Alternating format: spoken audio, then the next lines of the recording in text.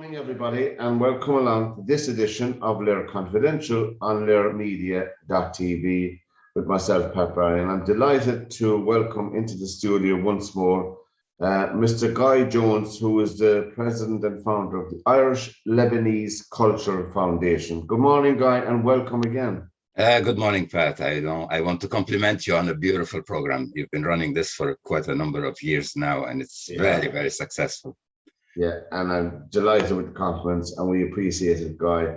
You know something, before we begin, we were chatting off here. It's 12 months, isn't it incredible? It's over 12 months since we spoke, and I can't believe that it's been that long, and how time can go by. We spoke at the tragic event, but just getting back to I think, is it over 15 or 20 years? The Irish Lebanese Cultural Foundation, Guy, how did that come about? Back in 2001, the troops in Lebanon who were doing the peacekeeping were coming back to Ireland, finishing their contribution to that mission with UNIFIL. Yeah. And I noticed back then that there were no ties after 23 years of service in the Lebanon. You would kind of imagine that there will be now companies, trade links, etc. Nothing of that was happening. And I said, hold on a second, this is not right. We need to show, first of all, some kind of a gratitude towards the good service, because it was an outstanding service by all means. 23 years of peacekeeping in Lebanon through thin and thick, So I said, no, I will do a foundation and let it be a cultural foundation rather than a project of a Lebanese community living in Ireland or something like this. Yes. I'm always wary about politics. I'm always wary about our own Lebanese divides and stuff like that. And in order to unite into a single project, it has to be cultural. It has to be music, it has to be art, it has to be that kind of way. And this is where the idea came about. Well, that's fantastic, because my first connection, apart from my friends, I was in the Irish Army myself, but I didn't serve in the Lebanon, but my friends did. But my first connection prior to that was sampling Lebanese food in a Lebanese restaurant in London. So, I mean, that was my first introduction to the country. And it's a small country, as we were saying, like ourselves, more or less the same population. Of course, the Army and the United Nations are interlinked forever with Lebanon. There's no doubt about that. And one of my friends who I served with was killed in the Lebanon, which is Thomas Barrett from Macau. Yes. But that was a good while back now. But anyway, so I think it's fantastic, because I've been at a few of the events myself, and it's just the positivity and the understanding. I think if you understand culture, if you understand the different religious groupings, if you understand the people, ordinary people like you and I, and have a discourse, that in itself, I think, is very worthwhile. And as you said, it's over 20 years. My goodness me. How do you keep going? Well, probably there was a kind of something that is always running in the back of my mind, which is our own Irish Lebanese children. How will they grow up? How can I introduce Lebanon and its culture to a child that is born and raised in Ireland, where I don't want to indoctrinate them either? It's got to be a very latent in a very nicely manner. Now I am so proud, after all that I have started before, that my own daughter is so Lebanese, yet she is Irish. And I love that, because I never sat down and said, hey, listen, let me tell you about this. It was always through the activities, through planting of cedar trees, through talking about the history of Ireland and Lebanon, which, by the way, is a huge, huge chapter, very much untapped into. And I think it is my project of a book that would come up at some stage. When is the book coming out?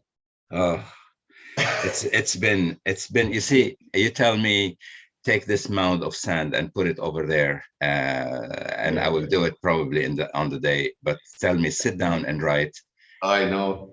And I am now I appreciate so much writers I truly appreciate them. I know what a huge task it is. Oh, the process is so challenging, so challenging. A friend of mine who's an author now, he left the civil service, he took a leave of absence, but I don't know how he does it because he was telling me the discipline that's involved. I mean, it's easy to get up out of bed at 8 o'clock and go to work, and you're at work and gang. But to have the discipline, you know it yourself, a guy, I don't have to tell you. We look forward to the book. There's no doubt about that. No pressure. We look forward to the book I'm at whenever. chapter I'm at chapter 8 or chapter 9 probably. I'm not sure. And that's out of 21 or 22 chapters, so it's a long way before I get there.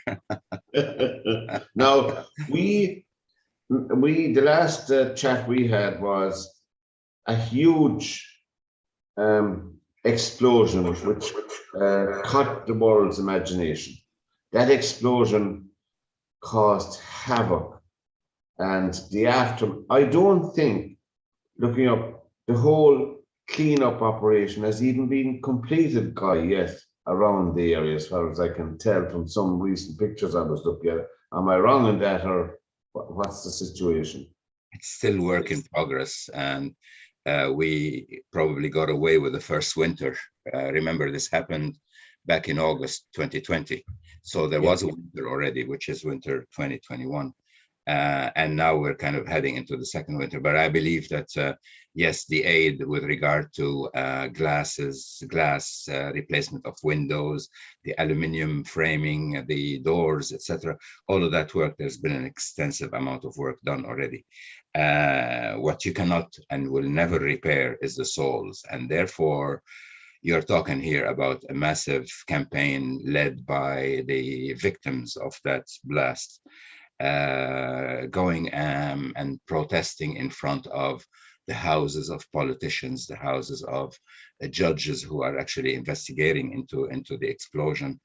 And there's so much political interaction, really, but there isn't much of results. These were results were supposed to be coming out to the public, and so we know exactly why it happened, how it happened, and all of those details. They're still with the investigators at this moment. Oh, so this removed, there's still no, I dare say, official line that maybe this happened or maybe that happened. It is disquieting, to say the least. Now, I must say, your mum is still living in Beirut, That's right. and as we know, amongst many other friends and family you may have as well. Did you get back there since that explosion, and how was it for you? Yeah, well, COVID was restrictive, so I have not visited my mom in 2 years' time. I was there in August, and I saw it was incredible. It wasn't recognizable to me as the country that I have left back in 2019, let's say. I think I was there in January 2020, right? And ever since, I haven't been there since until August this year. So going back to this, there is a huge crisis in terms of the social, the economy, And the if you don't standard of mind, living. no, if you don't mind me asking, what about the infrastructure? I presume you didn't fly into Beirut, did you? I did, but I Okay. went, yeah, but I went via Cyprus because I wasn't so sure I was gonna go there. So Yeah. I went as close as Cyprus. Then there were, I think, 2 flights a day. Then I said, okay, I'll take one of those.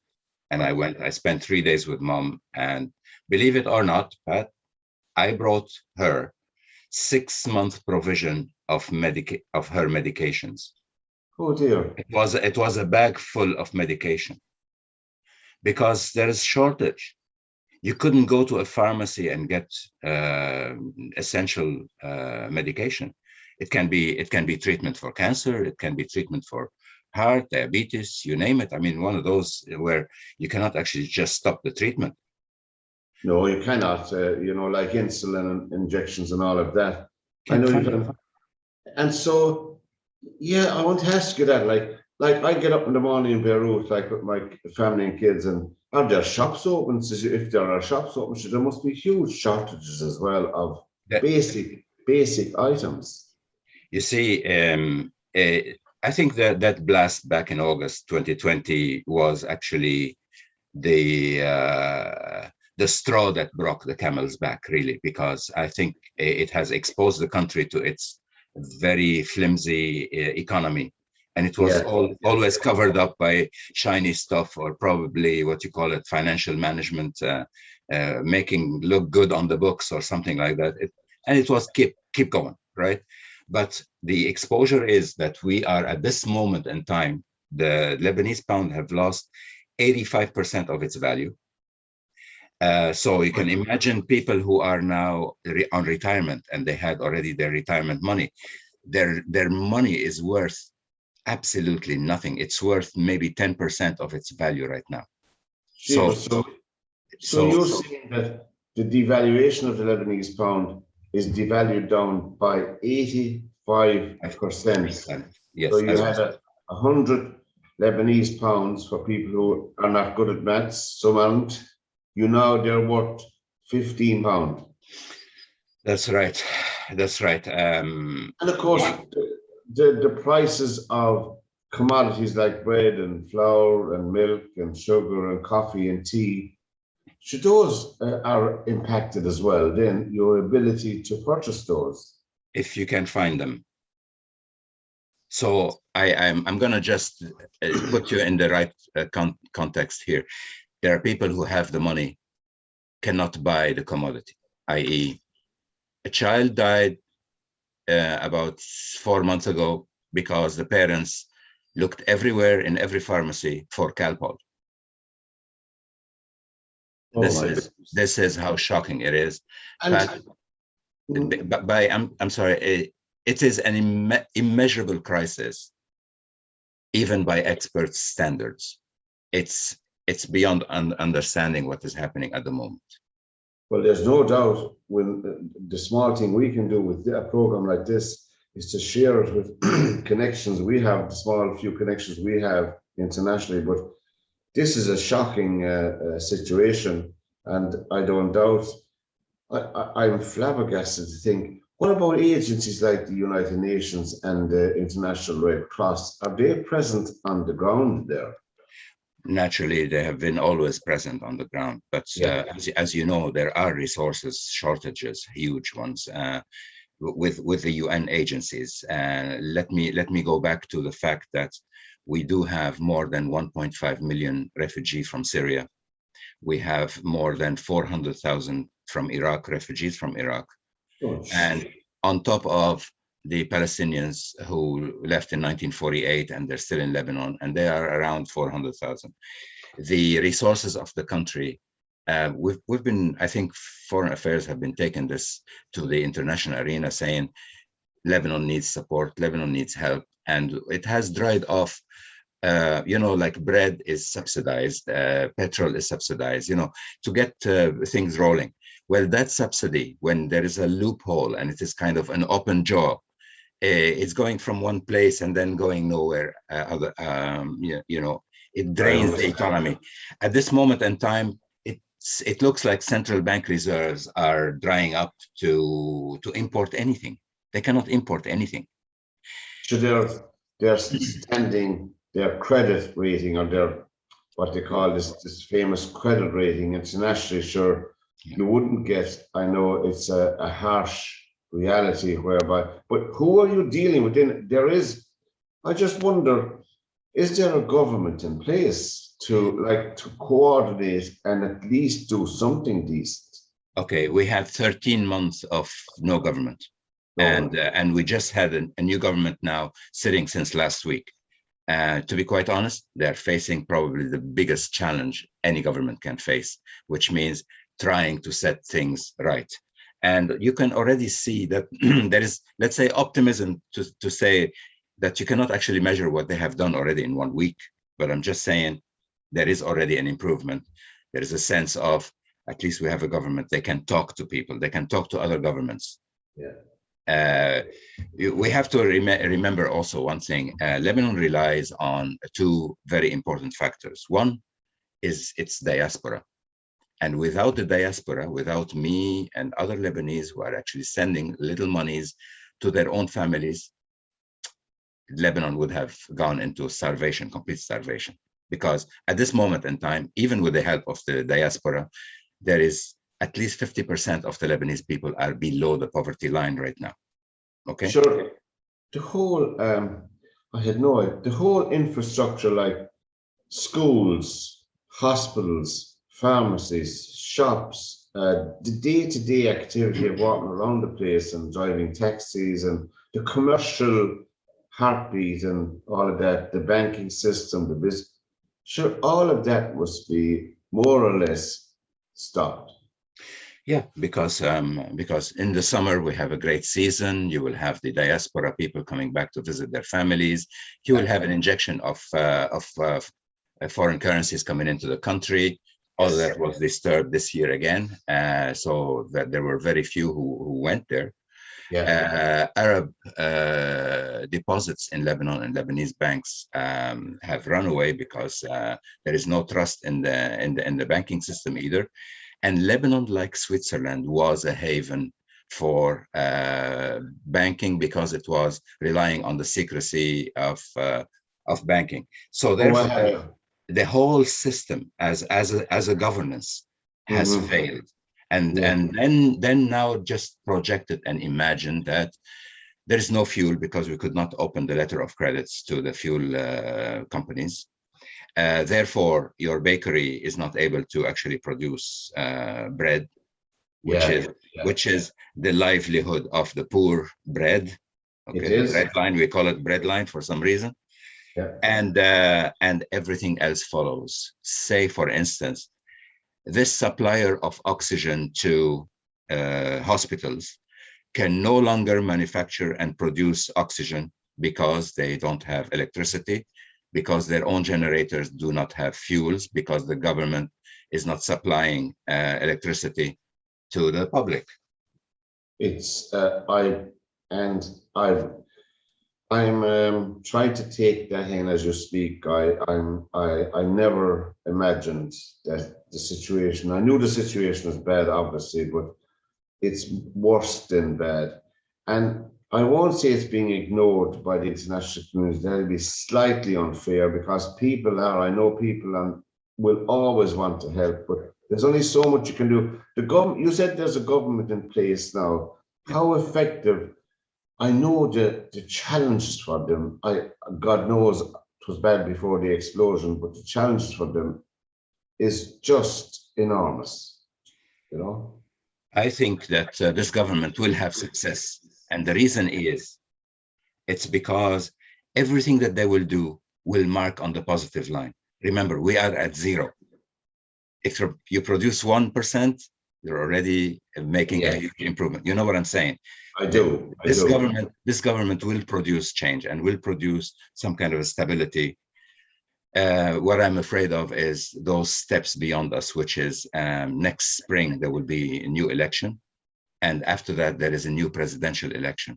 And always these matters or these dates have always been difficult for Lebanon with a few months before.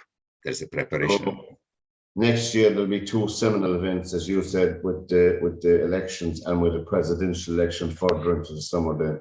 But hopefully by then, God, I don't know really myself. Hopefully by then, things will have improved somewhat, like the basic infrastructure, like electricity and food and water, and the banking, the business system like that. If you can get that up and running, it will be something positive, as you said. If you're at ground zero, as you said, if you go to one, it's positive. If you go to two. Yes, I know where it comes from. My special guest this morning is the founder of the Irish Lebanese Cultural Foundation, Guy Jones. And Guy, we'll get back to the problems of your homeland. It's not that we're ignoring them.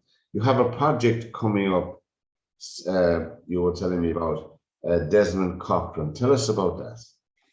Oh, Sir Desmond Cochrane was in the British Army, a colonel in the British Army, and he remained in Syria and Lebanon, and then he was honorary consul of Ireland. So it was the first Irish diplomat in Lebanon was Sir Desmond Cochrane. Oh, because. Oh yeah. So there's his impact is not being just the diplomat he was. his impact was that through him, the Arab translations of all the works of the major Irish writers have been done. So he funded those translations. And therefore, this material of Anglo-Irish literature became available to Arab universities, Cairo, Beirut, and elsewhere, Sudan, etc., for material of study. So the James Joyce, the W.B. Yeats, etc., became accessible to a huge number of students around the Arab world. So this is a huge impact. I mean, as in terms of sustainable diplomacy, which I call cultural diplomacy. It extends beyond. It goes beyond the political, diplomatic representation. And where did he reside after? So he took that office up till the time he left for Cyprus, and he died. He was married also to a very prominent socialite in Lebanon, Lady Yvonne Sursok Cochrane. She has also another impact in Ireland. She was, I think, one of the founders of the Georgian Society here. Oh, because and she had. I'm learning something now, very new this morning. So that's very good. So the impact of this couple, the Sursok Cochrane marriage, on Lebanon and on Ireland, I believe, is amazing. It's probably underscored because there's not much talk about this, or we know very little, let's say, about them. And we're coming into an event in the spring 2022. There's a plaque that's going to be erected. The family will be there. Sir Mark Cochrane, Sir Alfred Cochrane. I think they're somewhere between Wicklow and Bray, and also abroad. Rodrigue in Lebanon, yeah. Where are you putting up the plaque? The plaque isn't going to be in Thurles, at St. Mary's Memorial Garden. Have you ever visited that? Oh, I have in Thurles. Oh, it's in Thurles. I know where you are now. I'm there. Yeah, I was there. So that's where you'll be. Oh, I see. So that event is will be hopefully a big event. It will be, because I will be involving naturally one of our lead figures in Irish literature, our very own president, Michael D. Foreign Affairs will be involved. The Georgian Society, definitely. The Balfour Beatty, I believe, should be also invited and involved, etc. So it's going to be a very cultural event, I presume. And it's going to be an unveiling of a plaque, and there will be a couple of speeches. And I think that'll be next year, will it? Next year, yeah. Fantastic, and hoping April. That's something to look forward to now. Let us know beforehand anyway, and we'll publicize. We'll have you on and publicize it and all of that again. My special guest is Guy Jones, the founder of the Irish Lebanese Cultural Foundation in Ireland. Over 20 years now. 2001, got 20 years, and 21 next year's Fatousi. We'll put up that plaque, and then we'll have another bang for that November of next year. Put that down in your diary. We'll have 21 years young. But I'll tell you, how long are you living in Ireland now? Since 99, so that's nearly 22, 23 years. And you, I know that you reside in Kilkenny. Yes. And of course, you're well used to the Irish humor now and the nuances of the language that we have, and nothing would surprise you now anymore. Phrases, the everything about us, And because I met you so well, because I know that you're sharp. You're as sharp as any Irishman that I met anyway, But the first time I came across the culture and literature of your country, your homeland, was through the writings of Cathal Gibran. Correct. A friend of mine gave me the book back in the 1960s.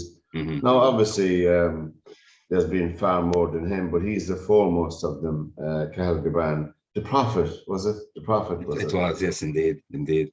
And it's just beautiful stuff. I came across some poets and well, but there is a rich literature and a rich heritage. So it's no surprise when you said earlier on that Desmond Corcoran was responsible for getting the writings of our Yeats and all of those Joyce into Arabic.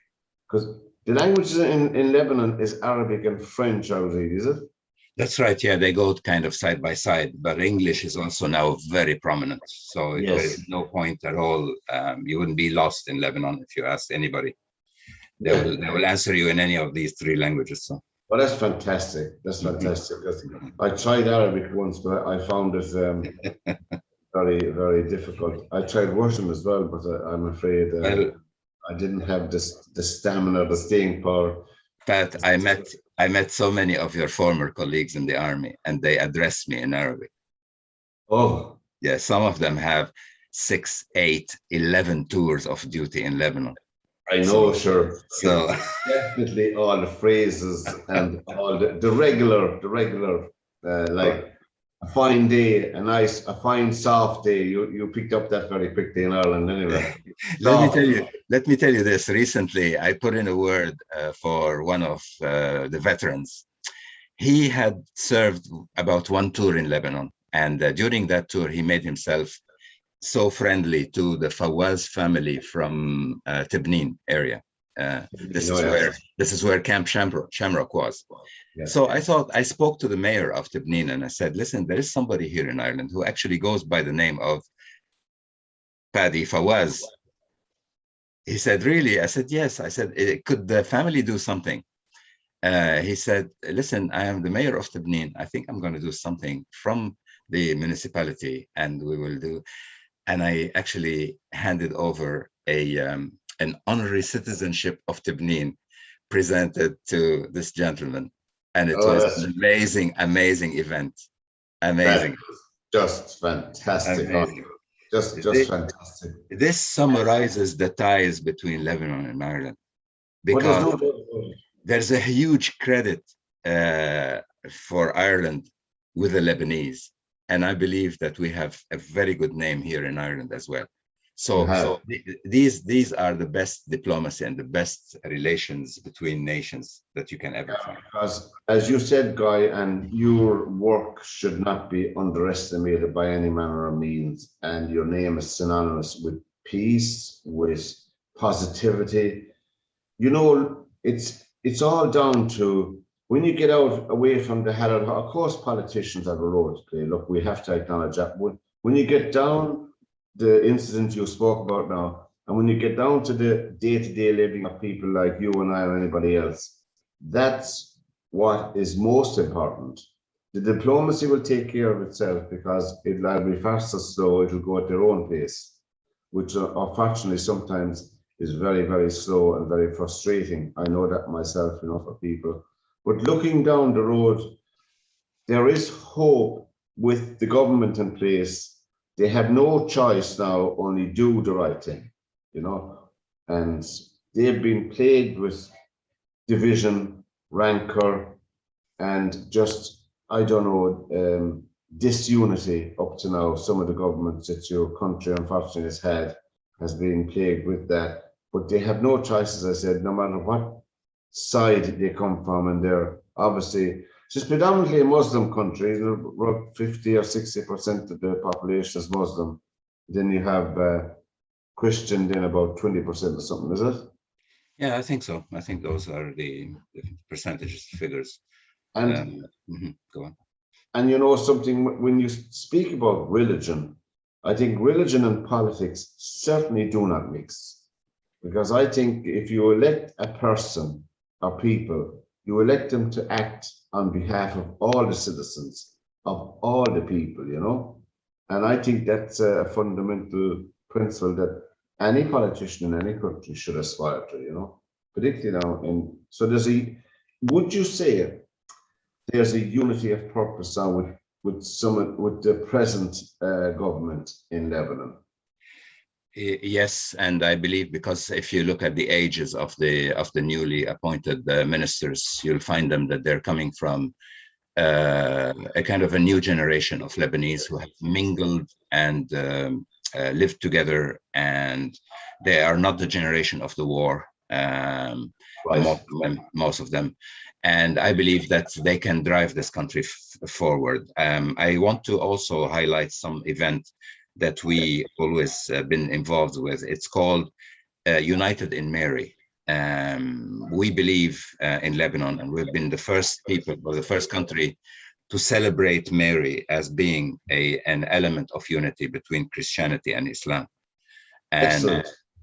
this is going to become probably a way forward in Europe. Remember, the demographic landscape is changing. We need more understanding. We need more openness, not only from the Christian side, but mainly from the Muslim side, because the very few are kind of painting everyone else. So I believe You'll always hear, you're right, you'll always hear about the car bomb. You'll always hear about the suicide bomber. And that's unfortunate. I'm not dismissing it, but the vast majority of Muslims, the vast majority, and when I worked in London, look, it's a religion of peace. There's no doubt about that. I can't emphasize that too much. And really to judge a religion or a people, Muslims, by the actions of a tiny, tiny minority is shocking. They get the headlines, as you said, Guy. The good guys rarely get the headlines, you know, which is unfortunate because, I mean, as you said, understanding is very important because in our own country, I know down here in Limerick in the Midwest, there are more and more diversity. There's more diversity in our culture, which I think is a good thing because it'd be very boring if you had a garden with only one flower in it, the same color flowers. But what attracts you to a garden are the different color flowers, the diversity, and there'd be unity in diversity, so to speak, for the want of a better description. So I see humankind as all the flowers of one garden, you know, myself. That's my own ramblings on a Sunday morning here. But I think that understanding is very important, and it begins at home, in your own family, our own families, and then begins in the school as well, you know. And what you're doing, your foundation, is a fantastic catalyst for to build up that understanding, you know. Thank you, Pat. It's it comes from a lot of an important background. Let's say our work is not tainted by a religious drive or a political drive at all, because it is here to serve for the long run, to build those bridges, those cultural bridges. We have been probably modestly successful, let's say, because we are not reliant on funds coming in from X, Y, and Z. You know, the paymaster actually, how do you call it, orders you around because they are the paymasters. We don't have red tapes. We're going exactly by proper initiative. At this moment in time, I believe that given any Lebanese the chance, they can become an ambassador of peace because of their own background and their culture. That multiculturalism, that openness to East and West, that mingling among the one family. Say, for instance, I can talk to you about my own family. Yes. We are Christian Maronites, which is the Catholic side of Oriental Church. Oh, yes. But at the same time, I have cousins who are Shia Muslims, and I have other cousins from my father's side who are Sunni. Oh, I have you. Well, so, you're in a position to have the whole lot. So when we met, let's say, as families, we met at our christening, at baptism, at marriages, at what you name it, at each other's. So there is a huge understanding of both cultures. The Muslim way, the Christian way, and there seemed to be no issue whatsoever. So therefore, I believe that a society that is left to actually live and mingle and thrive will find ways to actually, of course, you're right, find common factors, common denominations. Yeah, I mean, look, we're all human beings. We all bleed when we're cut or hurt. We all bleed, same blood.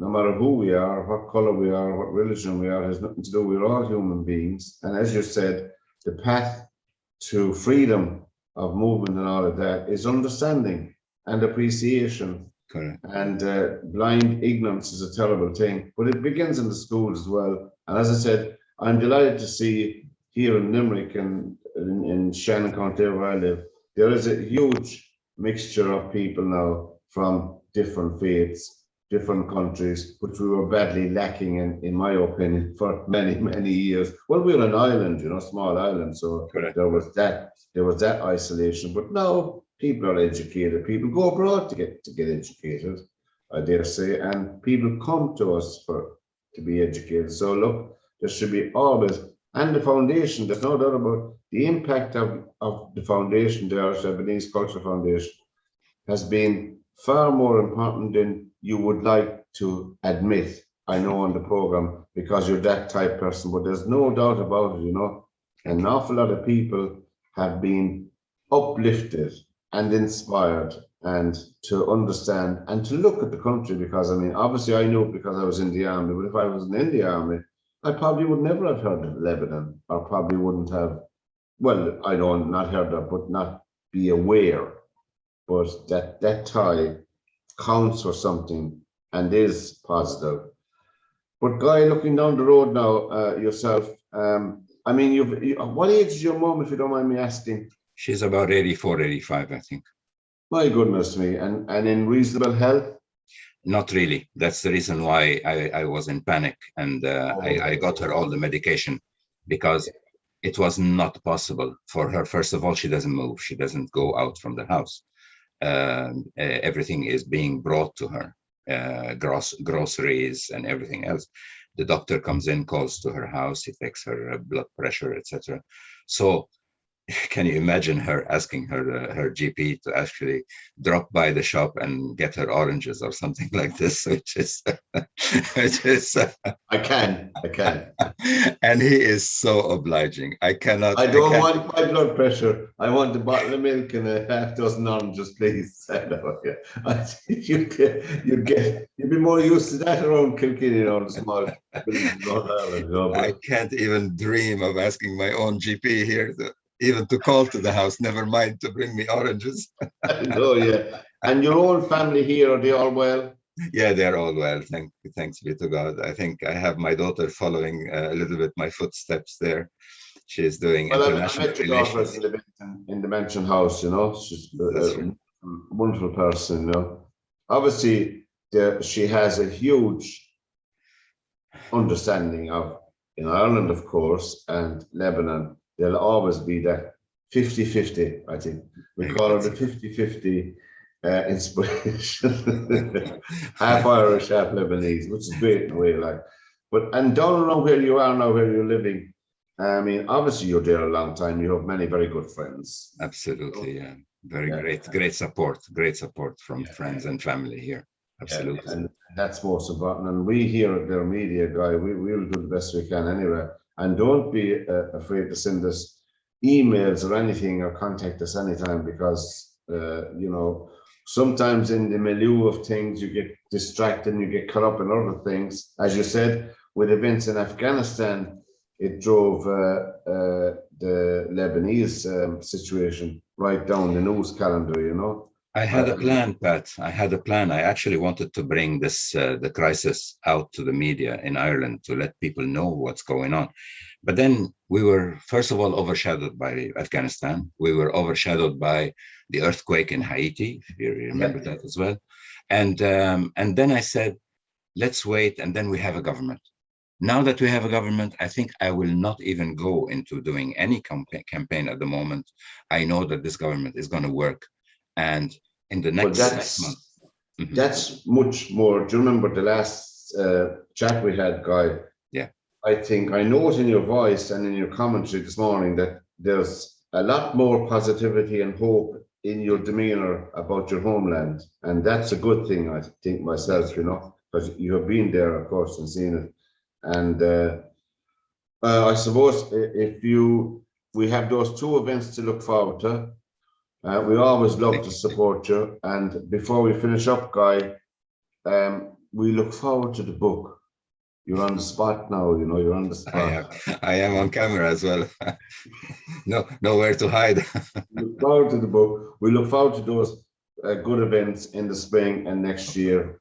Okay. And Guy, it's been an absolute pleasure having you along again this morning on LiR Thank you so Confidential, much. on LiR Media. And as I said, we're there anyway, anytime to publicize anything you want. And Thank you we so much. really appreciate you taking time out this morning Thank to be with us. And we thank you and your family, and we wish your family over and here the very best as well. Thank And you Guy, so much. until we meet again from this edition of LiR Confidential, goodbye and Thank you. God bless and take care. The very best. Thank you.